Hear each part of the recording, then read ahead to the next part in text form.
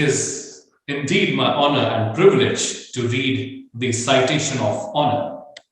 Shereen Bhan, noted journalist, news anchor, and managing editor, CNBC TV 18. Bharat Asmita Jana Jagaran Shreshta Puraskar, award for the best use of mass media. Shereen Bhan is a noted Indian business journalist and is currently working as the managing editor and anchor at CNBC TV 18 news channel. She has been conferred upon several awards, including the prestigious FICCI Women of the Year Award in year 2005, and was featured on the cover of the Verve magazine in December 2008 issue. In 2009, the World Economic Forum named her as one of the young global leaders. She was also named in Impact's 50's most influential women in the Indian media, marketing, and advertising list for year 2018. Not surprisingly, Shereen has received the Best Business Talk Show Award and Business Anchor Award at News Television Awards.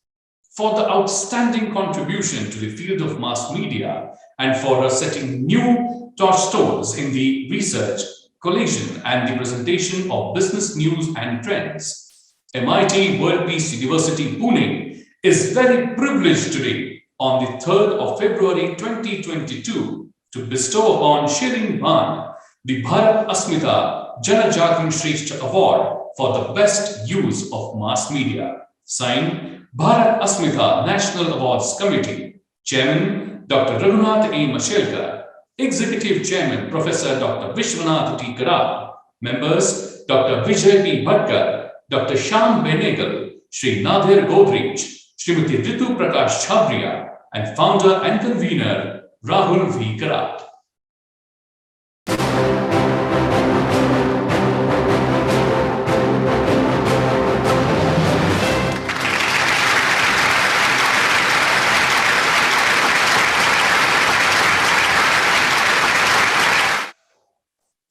Thank you very much, madam. Oh, I think she has joined us all the way from newsroom, and we still remember probably about 10, 15 years ago, she presenting the Muhurat Trading during Diwali also from the newsroom. Very, very beautiful scene, and the entire studio lights up. Thank you very much for joining us. Over to you, ma'am. Well, thank you very much. And to start with, I want to thank all of you there for putting together those memories, wonderful memories, capturing my journey over the last 2 decades. Good evening, ladies and gentlemen. And let me start by extending my deepest gratitude to the MIT World Peace University, to Dr. Vishwanath Karde, who I believe is celebrating 81 glorious years today. So, Dr. Karde, congratulations, and I wish you the very, very best of luck going forward, sir. Thank you so much for what you have done over the last so many years. I would also sincerely like to thank the very, very eminent selection committee led by the chairman, Dr. Mashelkar, who I have had the good fortune of interviewing over the last 2 decades, several times during the course of my career. I feel extremely privileged today as I share this recognition with people that I have long admired and people who have inspired me. But it would be unfair and pompous on my part to not acknowledge the immense contribution made by mentors that I've had the good fortune to be associated with. And there are many, including Mr. N.R. Narayanamurthy, Raghav Behel, Karan Thapar, Senthil Chengalvarayan, and so many more. They have all helped shape my journey and made me who I am today and helped me develop the skills that I use today as a broadcast journalist. Ladies and gentlemen, this award is also truly a reflection of the diligence and the work ethic of my team here at CNBC TV 18. Let me borrow from legendary investor Warren Buffett's book title. My team makes me want to tap dance to work every day and make coming to work worthwhile. And that is why I so enjoy what I'm doing. And that is why I've stayed with CNBC TV 18 for over 21 years. It's been a fascinating journey. I've always believed that when passion and purpose combine, magic happens. And I've been very lucky to have experienced that magic during the course of my career. My passion has been storytelling, and my purpose as a journalist has been to do exactly that. Now, very often people assume that because I lead a business news channel, my focus will only be on the stock markets or at best reading corporate balance sheets. But I believe that our responsibility and our duty to our viewers is much more than that. And I've persevered to change that assumption over the last 2 decades. We made it our business to tell stories behind those numbers. Let me use the most recent example of the union budget, which I am sure all of you have been watching, and I hope that you were watching it on CNBC TV 18. But when the finance minister gets up and talks about a 9% growth target, it's not just a number to us. How we get there, what that number qualitatively means for the economy and for people, that is what we want to focus on. Understanding the nuances behind the numbers is what we specialize in. I truly believe, ladies and gentlemen, that the role of the media is to inform, it is to educate, empower, and to inspire. It's also our job to hold people in positions of power to account.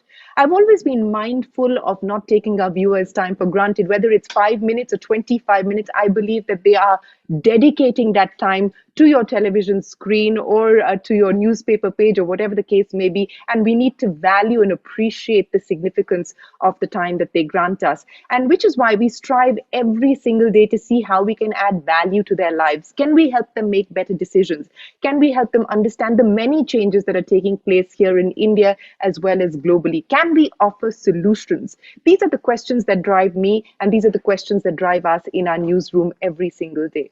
It's also our firm belief that we must not pretend that we know it all or that we have answers to all of the questions. And hence, I have tried very, very hard to bring together people with the right credentials, with the expertise and experience to help us on delivering on the promise of providing credible, actionable insights to our viewers.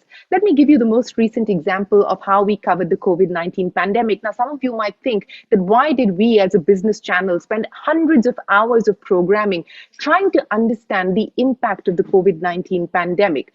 We brought together experts who understood what the pandemic was actually doing to the economy, what it was doing to health and mortality, what it was doing to employment, what it was doing to digitization and technology, to education and learning loss. And it was our endeavor to help try and connect the dots and understand what we would look like as the world emerges through the course of this pandemic.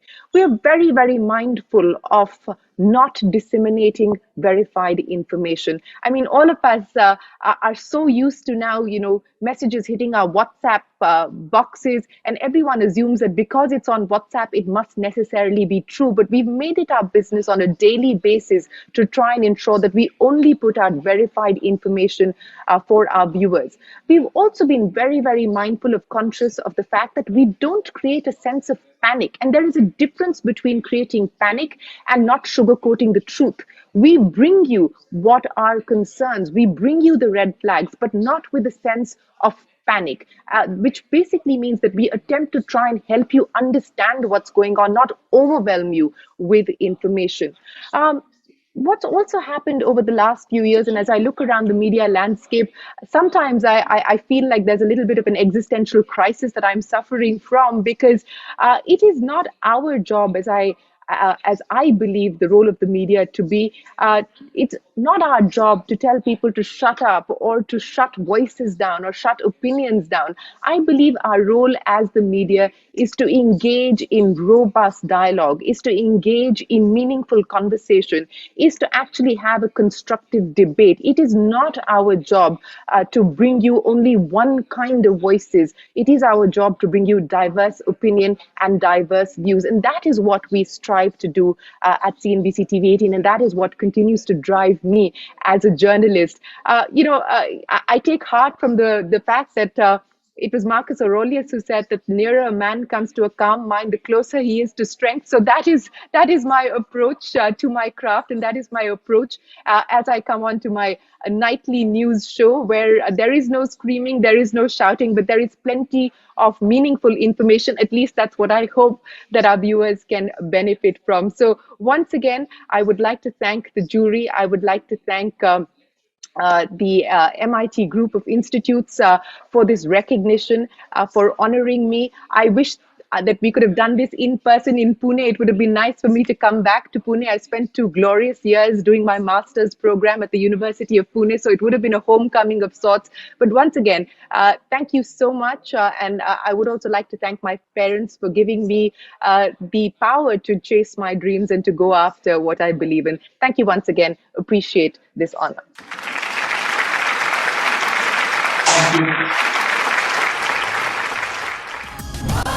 Thank you.